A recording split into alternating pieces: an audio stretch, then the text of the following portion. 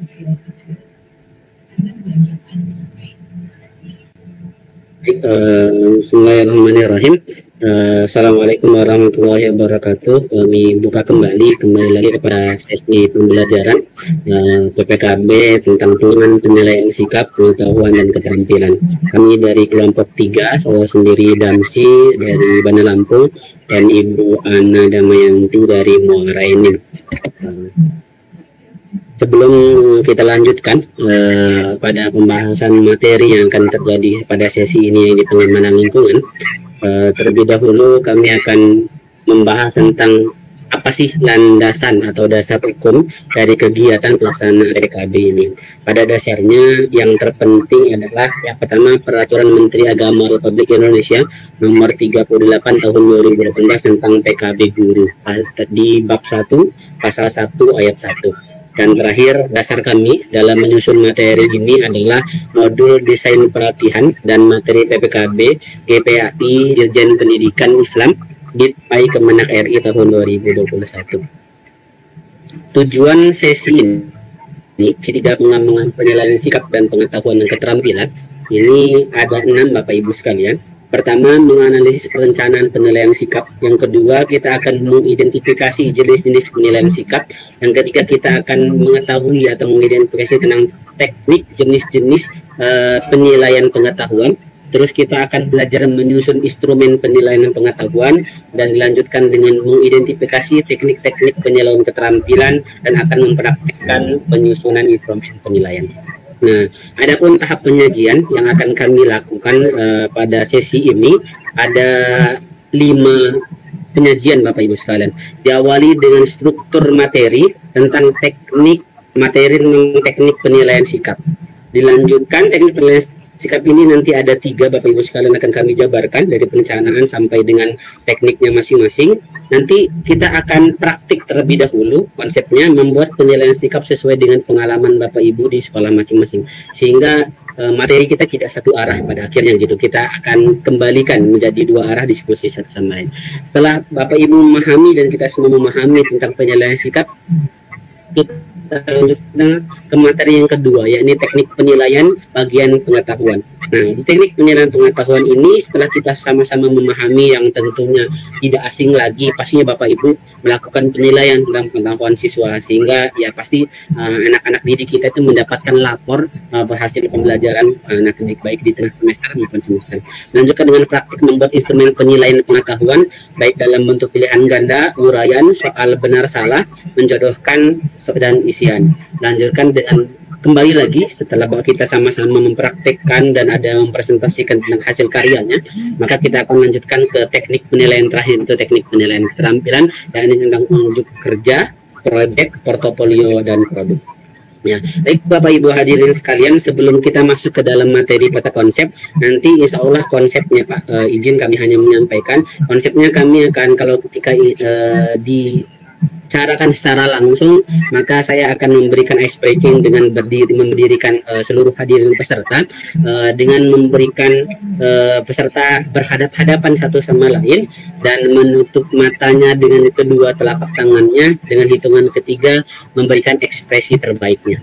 Kalau di layar kaca pun ini pernah saya lakukan dengan anak didik saya untuk mengawali pembelajaran, ini dengan menutup matanya dengan kedua tangan dan memberikan ekspresi terbaik untuk saudaranya di layar kaca gitu ya Bapak Ibu. Nah, selanjutnya kita akan membahas tentang peta konsep materi pengembangan penilaian. Hari ini kita akan melalui materi ini Bapak Ibu sekalian, insya Allah tidak asing lagi tentang pengembangan penilaian. Ada teknik penilaian sikap, teknik penilaian pengetahuan, dan teknik penilaian keterampilan. Di penilaian sikap ada 3 Bapak Ibu sekalian. Ada observasi dengan jurnal guru, ada penilaian diri dan penilaian antar teman. Di teknik penilaian pengetahuan ada tes tertulis, ada tes lisan dan penugasan. Berikutnya di dalam teknik penilaian juga nanti ada instrumen penilaian pengetahuan. Di dalam teknik penilaian keterampilan ada 4, ada unjuk kerja atau biasa disebut dengan praktik, ada proyek yang harus dikerjakan anak-anak, ada portofolio dan produk yang dibuat oleh anak-anak. Kita lanjut ke perencanaan penilaian sikap. sebelum kita melaksanakan atau memahami tentang penilaian sikap atau melaksanakan kegiatan penilaian sikap, kita harus paham tentang langkah-langkah penilaian sikap. Yang pertama tentang analisis, kita harus memahami dan menganalisis KD dan IPK yang akan kita tentukan dalam penilaian sikap tersebut. Terus yang kedua, menentukan teknik penilaian. Yang ketiga, menentukan instrumen penilaian. Yang keempat, memasukkan perencanaan pada silabus satuan pendidikan.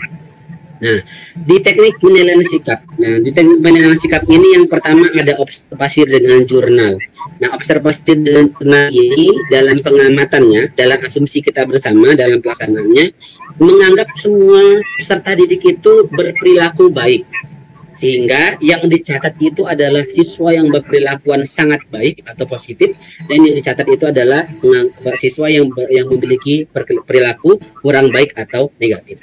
Dalam teknik yang kedua ada penilaian diri. Penilaian diri ini adalah peserta didik kita diminta untuk mengukurkan kelebihan dan kekurangan terhadap dirinya, tentunya dengan kriteria-kriteria atau indikator-indikator yang sudah kita tentukan. Begitu juga dengan penilaian antar teman. Peserta didik saling menilai perilaku teman satu sama lainnya dengan indikator-indikator yang telah ditentukan. Untuk lebih jelasnya, kami selalu, sering, jarang, atau tidak pernah gitu. Itu penilaian diri. Begitu juga dengan penilaian teman. Nah, penilaian teman ini ada biodata di atasnya, peserta didik yang melakukan penilaian dan teman yang dinilai serta tanggal penilaiannya gitu ya. Jadinya kita tentukan indikatornya, apakah dia belajar setiap hari. Jadinya teman kita ini kan lebih intens kegiatannya dengan sesama temannya di dalam kelas dibandingkan kita mungkin guru yang hanya sejam 2 jam gitu pembelajaran gitu ya. Ini setelah memahami tentang materi dan penilaian sikap, ada lembar kerja yang harus dikerjakan dalam kegiatan workshop tersebut, membuat rubrik penilaian sikap sesuai dengan teknik penilaian yang telah dipelajari berdasarkan pengalaman pembelajaran Bapak Ibu di sekolah masing-masing. Kita skip saja Bapak Ibu, kita lanjut ke tindak teknik penilaian pengetahuan. Di teknik penilaian pengetahuan ada tes tertulis, tes lisan, dan penugasan. Tes tertulis ini ada bisa benar salah bentuk instrumennya, pilihan ganda, menjodohkan, isian, atau uraian. Di tes lisan ada bisa kuis, bisa tanya jawab, sedangkan penugasan bisa tugas individu atau tugas kelompok di dalam maupun di luar sekolah. Nah, ini instrumen pengetahuan. Nah, instrumen pengetahuan itu ada 5 Bapak Ibu sekalian. Biasanya kita, ada kesalahan tulis ini. Ada pilihan ganda, yang kedua itu uraian, yang ketiga benar salah, menjodohkan, dan soal isian. Insya Allah kita semua sudah memahami tentang pilihan ganda, uraian, dan instrumen penilaian yang lainnya gitu ya. Ini langkah-langkah kita dalam menulis kisi-kisi soal. Pertama kita harus menulis identitasnya, terus kita harus menulis juga KD-nya, materi pokok yang harus disampaikan, indikator soal yang ingin kita kualitasnya, dari persiapan, proses, dan penilaian, teknik penilaian produk, dan format penilaian kerja praktik juga sudah ada. Terus terakhir dengan penilaian proyek. Nah, nanti setelah melakukan penilaian itu, melaksanakan kegiatan berupa membuat instrumen penilaian portofolio sesuai dengan yang telah dipelajari. Mungkin itu Bapak Ibu sekalian, ada pertanyaan. Jika tidak ada pertanyaan, nanti diakhiri dengan penguatan materi telah melakukan tanya jawab dengan peserta, dan terakhir terima kasih. Mungkin itu Bapak Ibu sekalian yang bisa kami sampaikan. Keterbatasan referensi atau akses yang dimiliki oleh guru dalam pembelajaran. Itu saja Pak Damsi. Terima kasih. Assalamualaikum warahmatullahi wabarakatuh. Waalaikumsalam warahmatullahi wabarakatuh.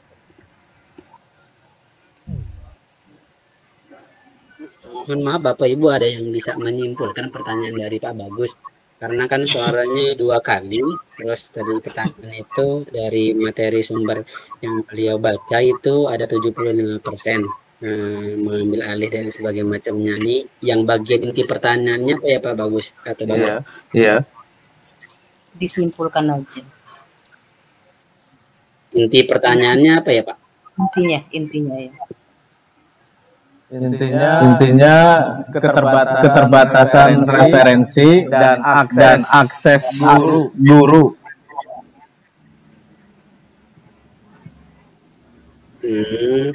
Ya baik, saya coba ambil kesimpulan ya Pak dari pertanyaannya Pak tuh bagus terkait dengan kita memang terdiri dari beberapa daerah dan kita juga memiliki akses yang berbeda-beda terkait dengan pengetahuan kita atau sumber daya pembelajaran kita, apalagi apabila kita hadapkan dengan pembelajaran bersamaan dengan pengembangan penilaian peserta didik, maka sudah relevan tentang kurikulum merdeka ini apabila kita dulu disandingkan dengan yang disebut dengan ujian nasional.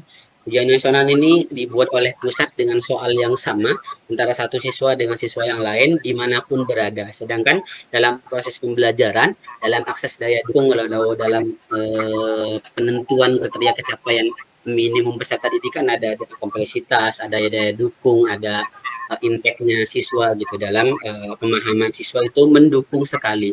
Sangat berbeda antara yang berada bukan menjadi hambatan, jadikan tantangan itu menjadi pemicu untuk melaksanakan jalan keluar yang lebih untuk meningkatkan kreativitas siswa. Mungkin itu bagus ini. Ya, terima kasih.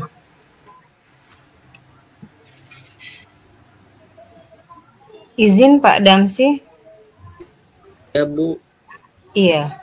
Oh, setelah mendengar paparan, begitu semangat Pak ya. Saya termotivasi dan mengikuti apa yang disampaikan dari awal sampai selesai. Ada satu hal yang memang saya tunggu sebenarnya untuk jadi referensi bagi kita. Ada ice breaking tadi. Saya menunggu sudah tutup mata. Mungkin bisa kita tambahkan sebagai sharing saja Pak untuk ada ice breaking ketika ada acara momen tertentu. Jadi kita ada sedikit mengambil dari Pak Damsi, ada contoh gitu. Itu saja Pak. Ya Bu, terima kasih karena memang tadi Pak Ahmad ice breaking itu cuma disampaikan saja, maka saya jadi ikut alur biar waktunya juga bisa kita manfaatkan dengan baik. Jadi itu bagus yang sudah dijawab oleh Pak Damsi, bahwa saatnya di sini ada permasalahan 75% dari guru itu mengalami kekurangan keterbatasan referensi dan akses dalam pembelajaran ya Pak Tubagus, seperti itu tadi.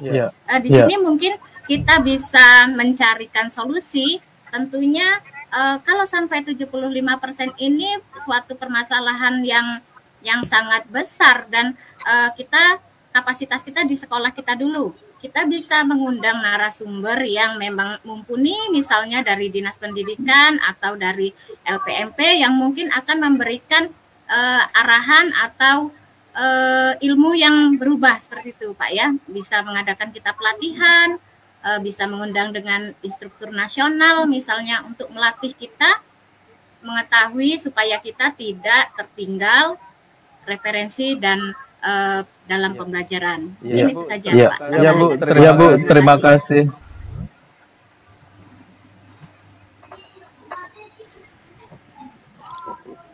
Izin menambahkan Pak Damsi. Silakan Bu. Silakan Bu. Ya, saya menambahkan keterangan mungkin yang diberikan oleh Pak Damsi. Kurikulum Merdeka ini sebenarnya kalau saya menikmatinya, ada hasil saya menikmatinya, itu sangat memudahkan guru dalam melakukan pembelajaran, terutama dari sisi menerjemahkan kemampuan siswa di dalam rapot. Kalau di rapot kurikulum 2013 di situ adanya perbedaan pembagian penilaian itu secara plot-plotnya ya, seperti penilaian sikap, pengetahuan dan keterampilan itu ada bagiannya masing-masing. Tetapi di kurikulum Merdeka ini penilaian keterampilan itu masuk langsung ke pengetahuan semua, sehingga guru tidak lagi terpecah-pecah dalam memberikan penilaian, sehingga dalam satu kali penilaian guru sudah bisa melakukan banyak hal. Contohnya seperti misalnya ketika kita melakukan penilaian pengetahuan dari sisi misalnya praktek, di situ juga kita bisa melakukan penilaian sikap, dan juga situ juga kita sudah bisa melakukan pengetahuan dan keterampilan sekaligus. Nah, makanya setelah saya pelajarin lebih lanjut, kurikulum Merdeka ini sangat memudahkan guru dalam sisi penilaian akhir dari tujuan pembelajarannya. Mungkin itu yang perlu saya tambahkan ke materinya Pak Damsi. Iya, terima kasih. Iya, terima kasih atas kesempatannya. Cukup menarik sekali ya Bu ya, terkait dengan yang disampaikan oleh teman-teman semua di sini, guru-guru hebat semua gitu. Saya banyak belajar dari teman-teman semua. Apa yang dikatakan oleh Bu Elis itu benar sekali, bahwa pembelajaran kurikulum Merdeka itu memudahkan kita dalam penginputan nilai. Kalau kita waktu penginputan nilai rapot kurikulum 2013, karena memang apalagi mungkin kalau kita guru PAI kan penilaiannya ada penilaian sikap ya. Jadi ada beberapa yang harus kita isi gitu. Kalau sekarang barangkali lebih memudahkan, bahkan untuk penginputan nilai itu ada perumpun, kayak model yang rumpunnya IPA atau misalkan rumpunnya IPS, bisa langsung digabung gitu. Dan kita juga mungkin dituntut sebagai guru untuk pembelajaran diferensiasi, artinya bahwa kita harus memperhatikan pembelajaran yang berpihak kepada siswa. Kadang saya belajar di kurikulum Merdeka itu, walaupun mungkin mandiri di online gitu, di sana pada saat kita melakukan penilaian, mungkin kan kita sudah ada asesmen diagnostik gitu. Anak itu apakah masuk kategori di visual, auditory, atau kinestetik. Bahkan barangkali pada saat penyajian strategi dan metode pembelajaran pun kita harus dituntut untuk variatif gitu. Mungkin itu saja tambahannya Ibu, terima kasih. Oke, terima kasih Bu Desi. Masih ada Bapak Ibu?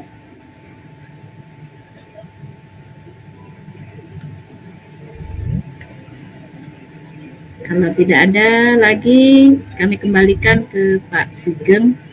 Oke. Terima kasih.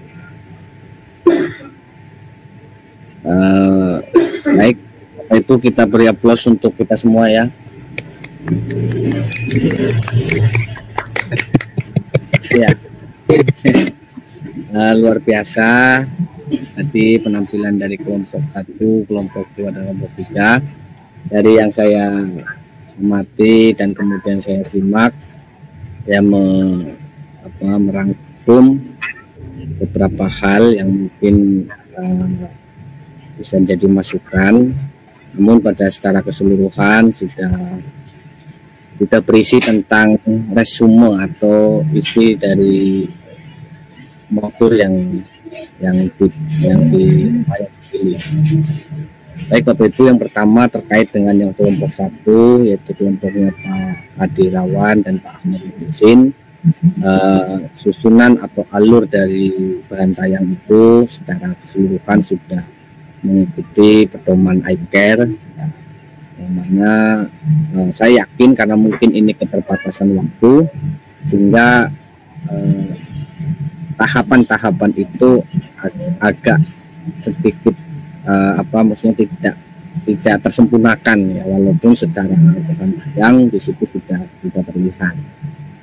Itu yang kelompok 1. Kemudian untuk yang kelompok 2 mungkin ini yang perlu perbaikan ya Pak Ahmad dan Bu Gina, karena tahapan akhirnya ada beberapa yang belum terlihat jelas, sehingga nanti mungkin perlu diperbaiki, disesuaikan aja dengan kelompok 1 atau nanti kompetensi alurnya seperti itu. Tinggal nanti perbaikan dari tahapan itu. Kemudian masih kelompok 2, saya melihat ini masih ya mungkin modulnya ya Bapak Ibu ya, walaupun modulnya berisi SKL, terus kemudian beberapa konsep yang mungkin ada kaitannya dengan kurikulum 413. Nanti kedepannya ketika Bapak Ibu akan menampilkan keterkaitan antara SKL, CP, ATP, dan PP itu, harapannya nanti konten-kontennya itu lebih ke arah kurikulum Merdeka. Sehingga karena mau tidak mau ketika Bapak Ibu melatih guru-guru, banyak kemudian guru-guru yang mungkin sudah menggunakan kurikulum Merdeka, sehingga pengetahuan terkait asesmen kurikulum Merdeka yang Bapak Ibu harus ketahui itu harus minimal lebih banyak dibanding nanti guru-guru yang akan Bapak Ibu latih, karena asesmen ini menjadi hal yang krusial, karena dibanding kompetensi yang lain kayak ada pedagogi 1, pedagogi 2, kemudian ada profesional 1, profesional 2 dan profesional 3,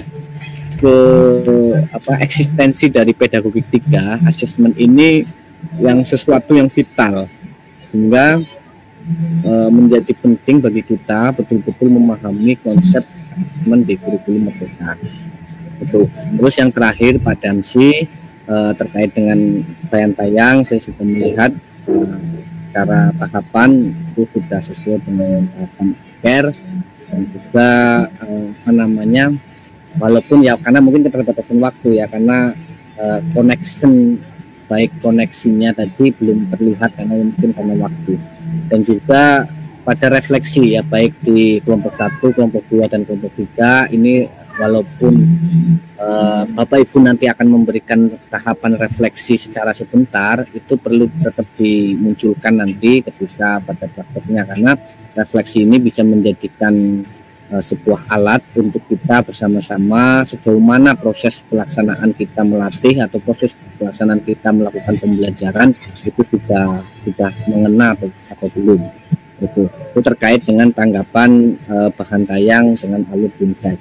Nah, kemudian menyinggung pertanyaan dari karena tadi itu ya cukup menarik terkait dengan fenomena kenyataan ada 75% mayoritas guru-guru tidak memahami konsep asesmen ataupun memahami konsep kurikulum Merdeka. Ini memang menjadi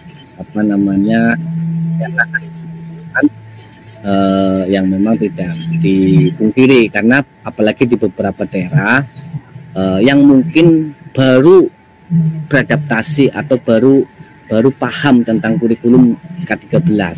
Ternyata ada kurikulum baru, sehingga kan menjadi ini baru paham K13, ternyata ada kurikulum baru, sehingga ya fenomena-fenomena seperti itu tuh menjadi wajar.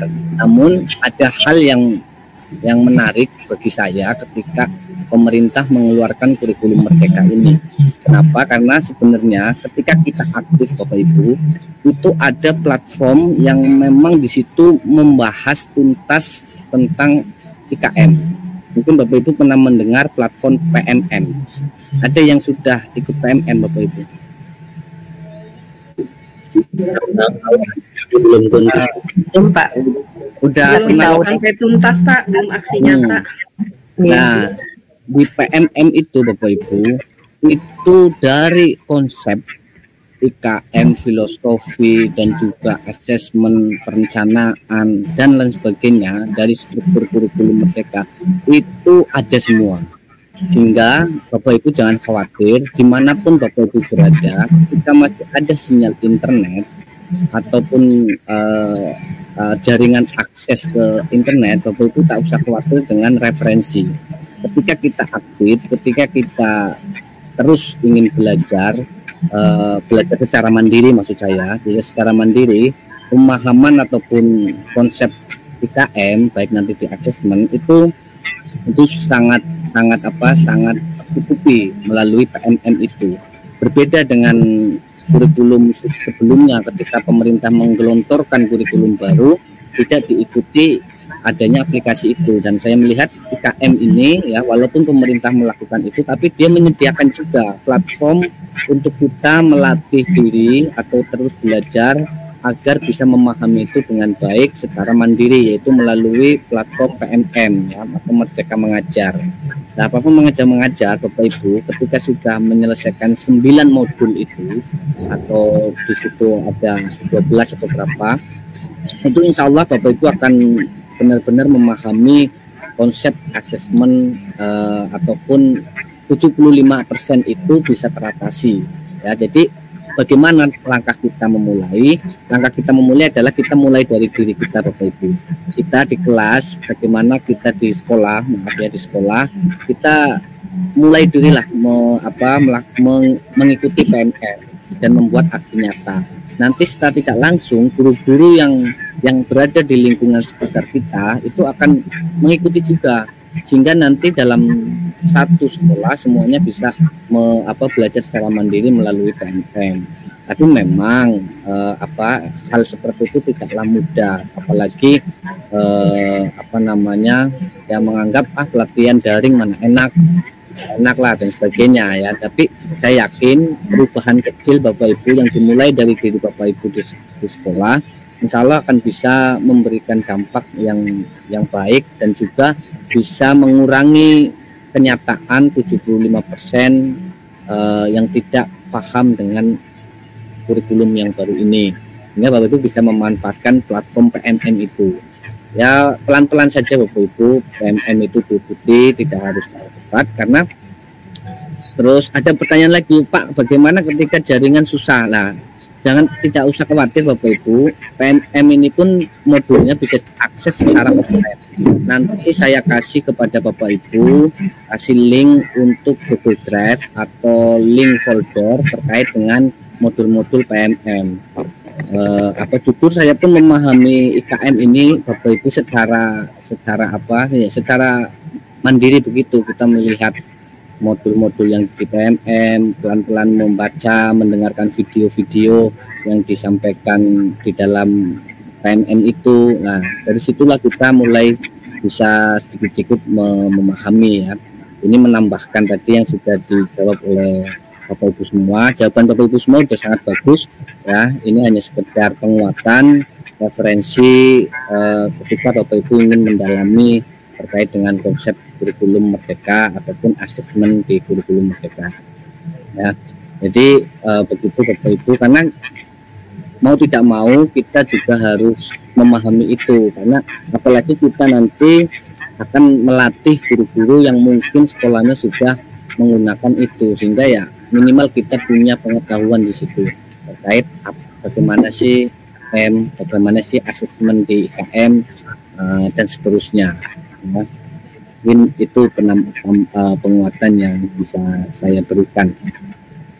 Baik Bapak Ibu, mungkin ada lagi yang ingin didiskusikan, mungkin masukan yang paling ini nanti untuk LK Bapak Ibu tadi, apakah saya karena terlalu cepat Bapak Ibu menyampaikan, karena di dalam tahapan aplikasi ya, ini untuk semua kelompok, di tahapan aplikasi di situ kan kita memberikan inti lah ya. Kalau di dalam RPP kita lama itu adalah kegiatan inti.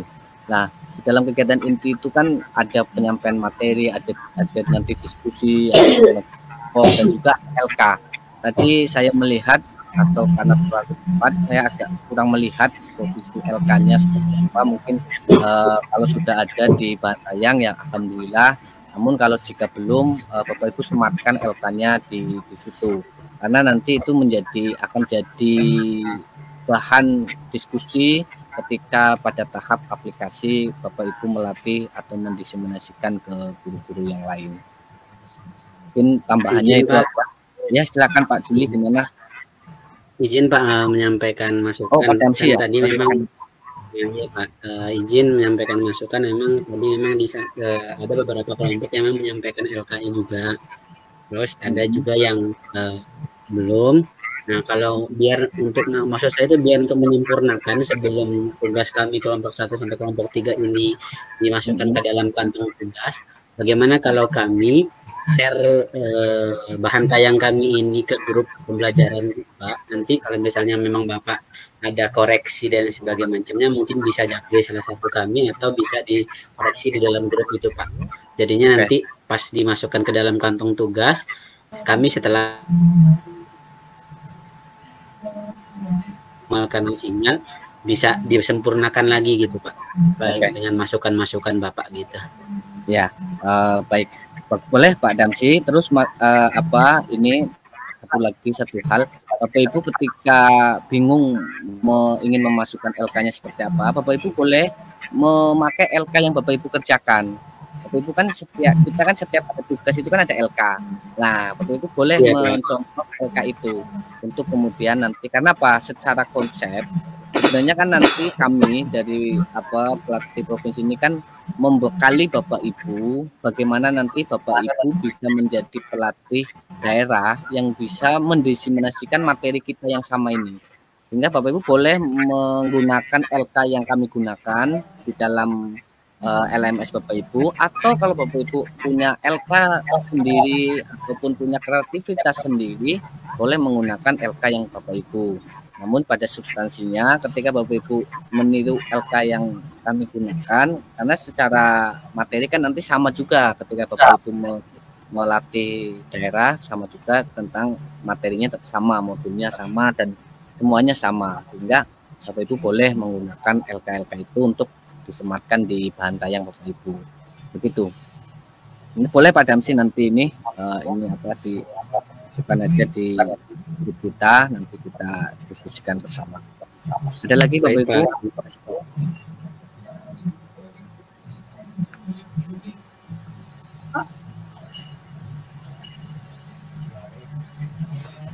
Assalamualaikum warahmatullahi wabarakatuh.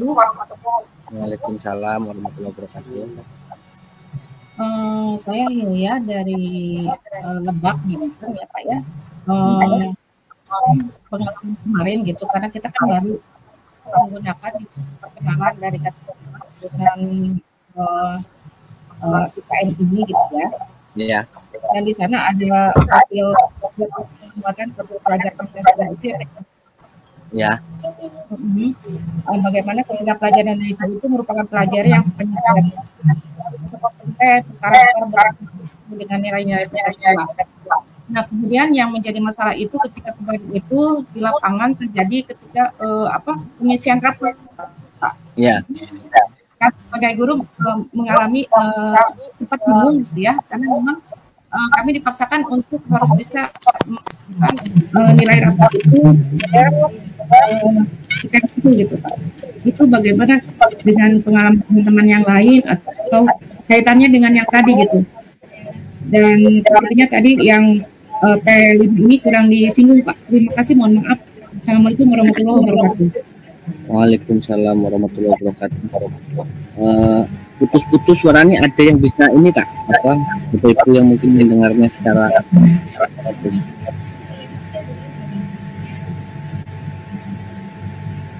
halo. Sama Pak, putus-putus juga terdengarnya juga Pak. Oh gitu ya? Iya. Tadi di awal-awal kurang jelas. Bisa disimpulkan lagi benar lebih simpel sehingga bisa dipahami. Mungkin atau ditulis di chat, ya, di chat aja biar mudah. Mungkin agak terkendala sinyal.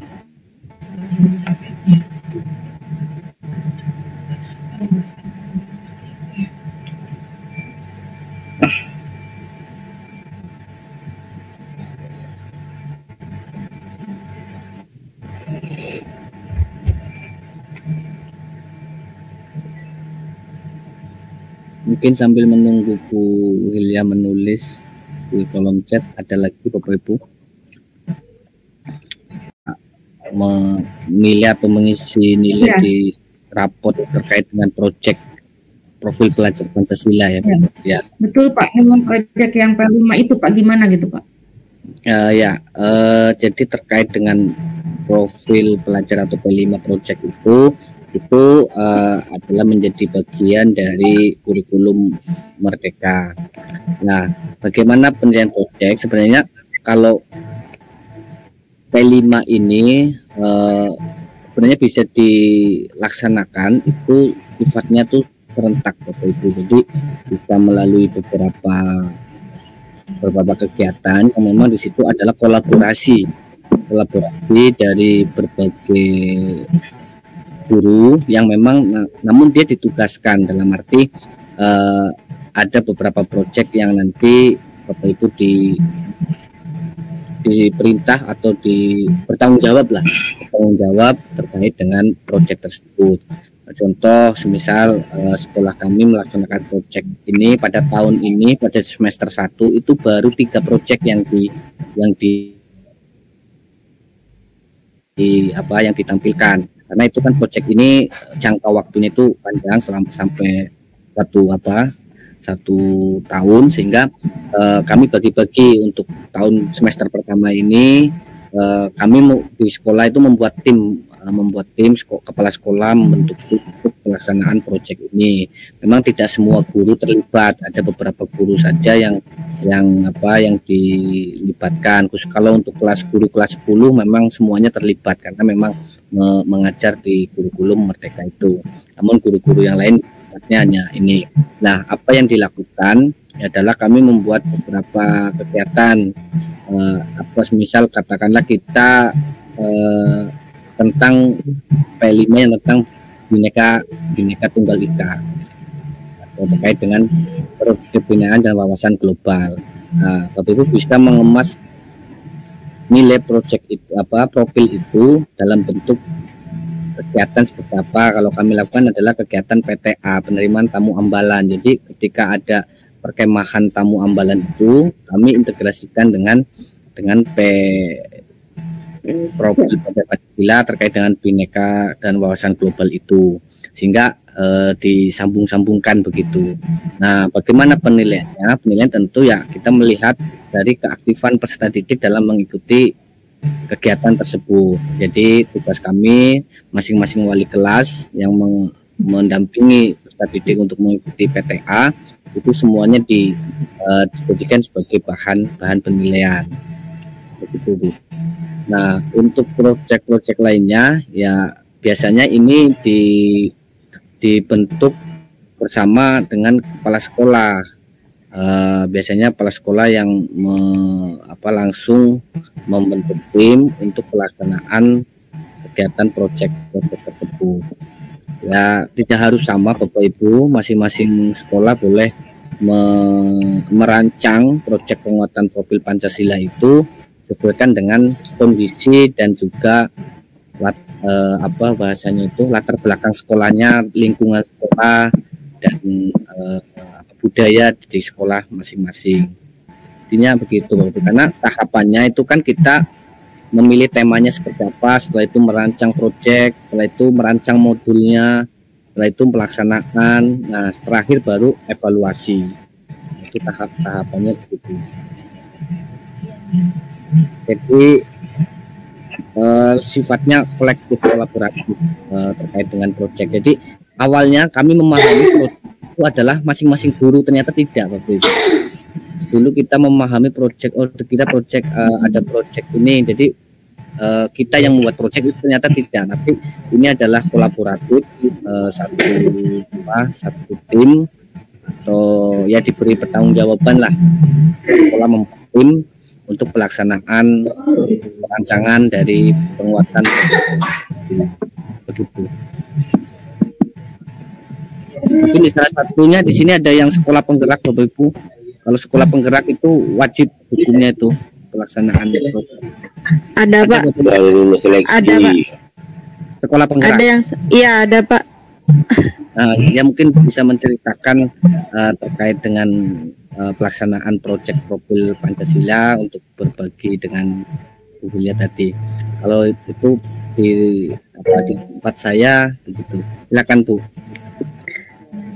Kalau karena kami ini sekolah penggeraknya juga baru Pak, baru tahun ini dapatnya.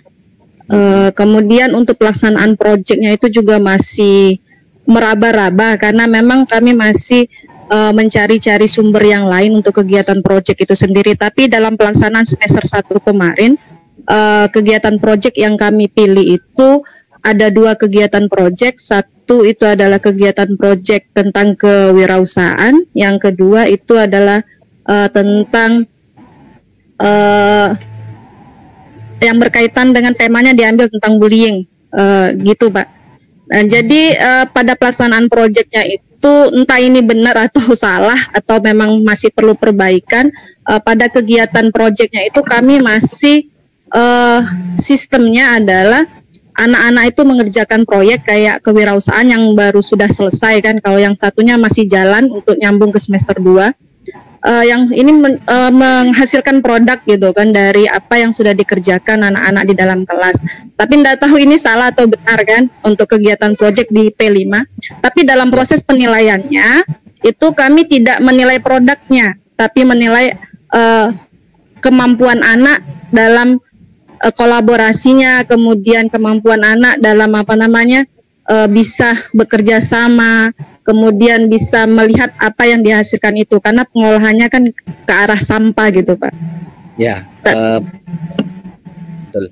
Itu betul Bu, artinya karena di dalam elemen dimensi kan namanya di dalam P5 itu nanti ada dimensi dan ada subdimensi atau sub-sub ke bawahnya lagi lah. Tentu kita memang menyepakati. Kalau di tempat saya tadi, saya memang 3 ya. Jadi ada kewirausahaan juga ada Bu. Kami puncaknya di kewirausahaan kami membuat bazar mini. Di sekolah kami membuat bazar mini, masing-masing siswa di kelasnya tampil melalui bazar mini itu dengan stand itu, kemudian menampilkan produk itu. Betul itu Bu, konsepnya itu. Ada lagi? Oh ya. Ini ya silakan. Izin menambahkan Pak. Saya Pak Nurhayati. Oh Bu Nurhayati ya. Ya, saya berbagi pengalaman saja kemarin. Kami kan juga ikut mandiri berubah. Jadi kami juga sudah melaksanakan IKM secara mandiri. Ketika pelaksanaan proyek, betul seperti yang disampaikan Pak Suding tadi, itu adalah kolaboratif dari semua MAPEL untuk penguatan profil pelajar Pancasila. Pengalaman kemarin ketika melakukan proyek di sekolah kami mengambil dimensi suara demokrasi sama gaya hidup berkelanjutan, itu sudah berjalan. Jadi ketika proses itu seperti yang disampaikan oleh Bu siapa tadi ya, kita menilai Bu Sukma ya Bu ya. Yeah. Kita menilai pada prosesnya si anak ketika mereka melakukan kegiatan proyek itu. Jadi guru, jadi di sekolah kami itu dibuat kepala pimpro ya, kepala pimpinan proyek itu dia membawahi 3 proyek. Satu tahun itu kan harus ada 3 proyek. Kemudian dari masing-masing proyek itu ditunjuk koordinator proyek.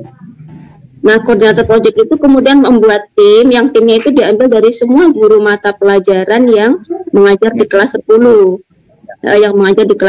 Kemudian dibagi dari guru itu kapan akan dilaksanakan proyek pertama, proyek kedua, proyek ketiga. Metodenya mungkin bisa model blok atau mungkin bisa juga dengan dilakukan sesuai dengan kondisi sekolah. Kalau kemarin sekolah kami yang proyek kedua dibikin blok. Nah, kemudian asesmen yang dilakukan ketika proyek itu mengikuti alur diagnostik dulu, kemudian jadi kita membuat survei Bu. Ya, membuat ini lembar instrumen asesmennya. Jadi setiap fasilitator, namanya kita menyebutnya fasilitator, itu guru yang mendampingi di kelas ketika menilai anak itu. Fasilitator itu mereka memegang instrumen dan pedoman pengisian instrumen itu, instrumen penilaian dari diagnostik sampai dengan formatif. Kemudian produknya juga kami nilai. Kebetulan kemarin di proyek yang kedua itu di gaya hidup berkelanjutan kami melakukan pengolahan limbah sampah dari gelas aqua ya, gelas minuman, gelas kemasan. Kita ambil ringnya, kemudian kita buat menjadi tempat tisu, menjadi tempat air minum dan sebagainya, menjadi satu produk. Nah, itu yang dinilai, produknya juga dinilai, tapi yang dinilai itu bukan keindahannya, tapi kerapihannya ketika anak itu melakukan, konsentrasinya bagaimana, kerapihannya bagaimana di prosesnya. Tapi ya ini, anak-anak itu ketika kita kan sebenarnya tujuannya untuk membuat anak itu senang ketika melakukan pembelajaran ya. Tapi ada kalanya anak-anak itu juga capek gitu. Kapan sih Bu proyek ini selesai gitu. Nah, ini kayaknya sepertinya menjadi masukan juga gitu buat buat kita ketika mengemas proyek supaya anak-anak ini tidak merasa lelah gitu. Terlalu lelah, gurunya juga, kita juga fasilitator juga merasa duh capek gitu ya. Ngikutin mereka tuh juga ngelihatnya capek, kasihan gitu loh. Mereka itu sampai tapi ya dengan seperti itu mungkin menjadi pengalaman mereka melakukan kerja kolaborasi itu ternyata begini ya, begitu. Kemudian membuat produk itu begini, sehingga mungkin ya ada apa ya, mereka jadi lebih menghargai karya orang lain gitu. Itu pengalaman ketika di proyek. Jadi menyenangkan, tapi juga masukan dari anak-anak itu mereka juga ternyata juga merasa lelah begitu. Itu aja Pak, terima kasih. Terima kasih Bu. Ya begitu, nanti kalau untuk pendalamannya Bapak Ibu juga bisa melihat di PMM. Di PMM itu ada terkait dengan bagaimana merancang sebuah proyek, bagaimana kemudian tahapannya, pelaksanaannya, bahkan sampai kepada hasilnya, dan juga evaluasinya seperti apa itu di dalam PMM bisa di arah apa. Kenapa enaknya kita belajar di PMM Bapak Ibu, itu berbentuknya itu modulnya bukan bacaan tapi berbentuk video. Kadang kan ketika kita melihat sesuatu yang audio visual atau yang bergambar-gambar gitu kan, kadang kan kita suka ya Bapak Ibu, tapi nggak, memang relatif belum bisa dikatakan siap ya, tetapi mereka mempunyai pembekalan yang lebih untuk melaksanakan IKM. Selebihnya kurang lebihnya sama dengan Bapak dan Ibu. Ya, terima kasih Pak. Iya, terima kasih Pak Supri. Pak Supri, mungkin Pak Supri masih di perjalanan atau Assalamualaikum Pak Oh ya, Sugeng. silakan Pak Supri. Apakah ada? Ya, alhamdulillah saya baru sampai ini Pak, baru sampai di rumah. Mohon maaf Bapak, rekan-rekan PP dan para peserta, saya off cam dari tadi karena lagi di perjalanan, juga jaringannya juga nggak stabil tadi itu. Jadi alhamdulillah saya bisa mendengarkan mulai dari penguatan Pak Sugeng, kemudian kelompok 2 dan kelompok 3.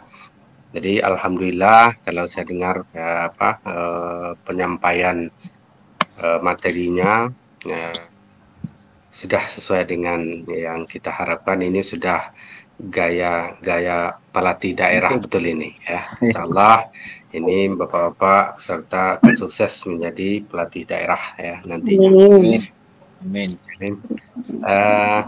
Sedikit ya saya sampaikan dari saya sedikit tadi. Saya yang agak utuh itu di kelompok 2 saya dengarkan tadi, itu keterkaitan antara SKL, CP, ATP dan seterusnya itu.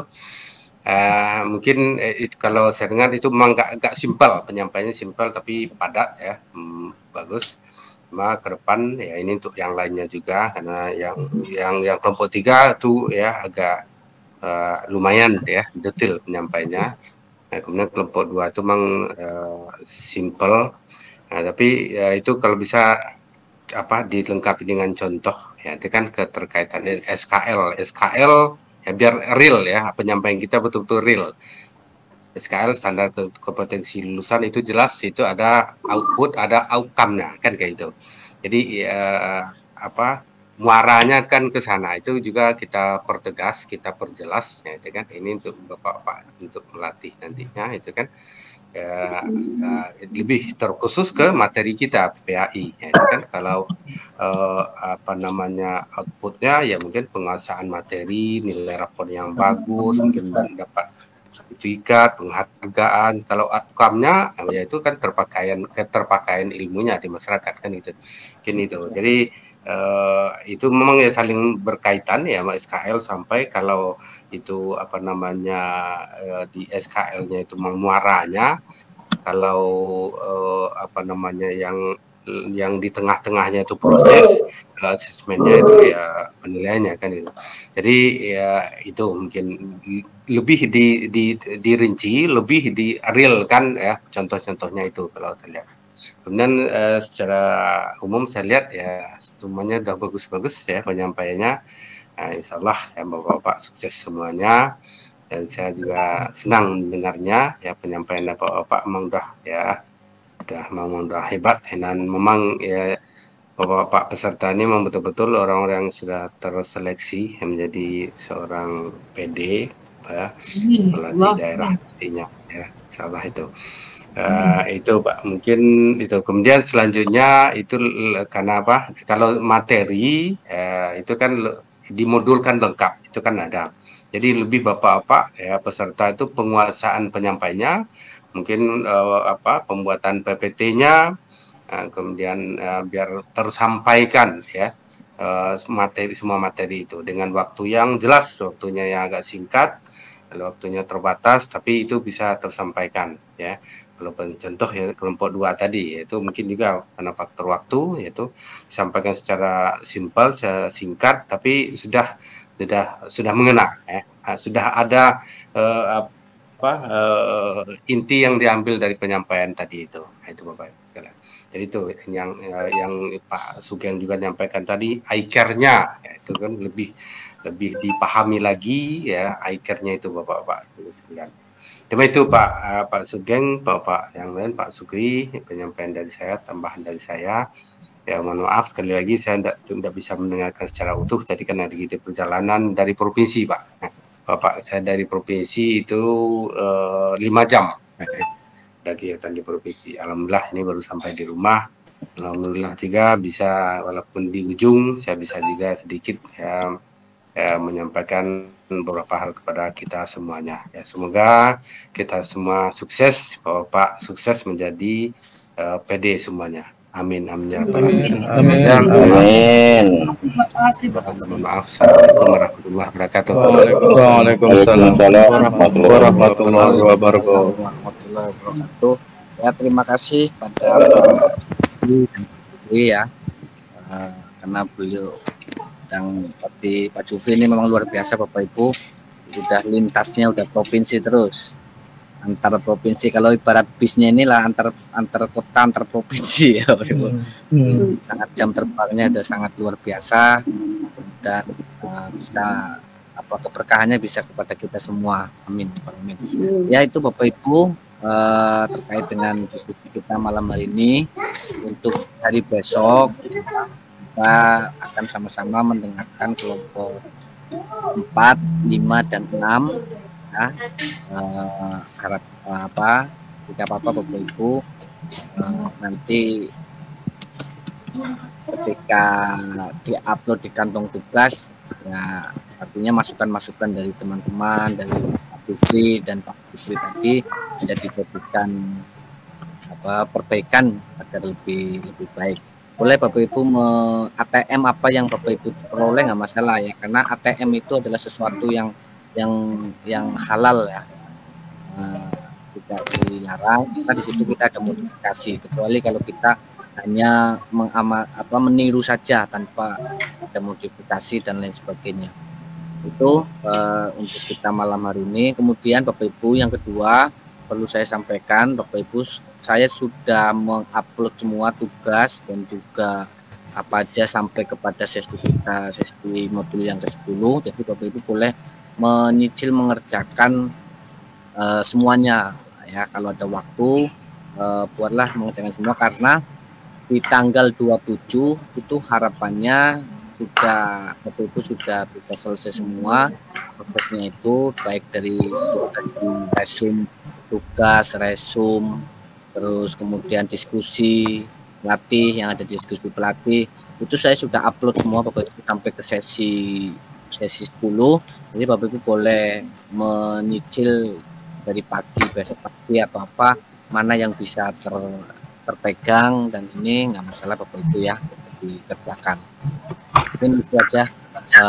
Terus masalah nilai Bapak Ibu, mungkin ada keterlambatan penilaian dari kami karena bukan lambat tidak mau menilai, itu tidak Bapak Ibu, karena biarlah nanti selesai semua kita langsung rekap. Namun kita juga pelatih menyicil nilai-nilai yang dari tugas Bapak Ibu yang sudah kirim.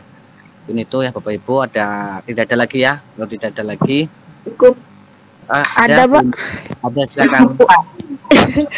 Maaf Bapak Ibu sebentar ya. Ini mau tanya nih Pak, untuk tugas 6 itu yang dari pelatih itu ada yang masalah pembuatan AKM itu kan sudah ada contoh. Ataukah kita membuat contoh yang baru atau memang merujuk pada yang contoh yang sudah ada itu Pak? Pakai ATM aja Bu. Itu kan ada contoh, minimal ya kalimatnya jangan sama dengan yang dicontoh. Mungkin dicontoh itu namanya Tono, jadi Bapak Ibu ganti di namanya Budi. Nah pokoknya ada modifikasi Bu, nggak apa-apa. Kita tidak menyusahkan Bapak Ibu, yang penting konsepnya Bapak Ibu memahami, prakteknya Bapak Ibu juga memahami gitu. Sebaiknya di ATM Bu, jangan sama persis ya. Ya ganti nama aja nggak apa-apa. Iya Pak. Iya gitu. Yang penting jangan tidak merepotkan Bapak Ibu. Karena pada dasarnya Bapak Ibu paham konsepnya gitu. Terkait dengan contoh dan sebagainya itu bisa dimudahkan. Baik, kalau sudah tidak ada, terima kasih atas semangatnya Bapak Ibu sampai malam begini. Mudah-mudahan ini menjadi amal jariah kita, berkah di dunia dan di akhirat. Amin. Amin. Ya, mari kita sama-sama tutup dengan doa kafaratul majlis ya Bapak Ibu. Bismillahirrahmanirrahim.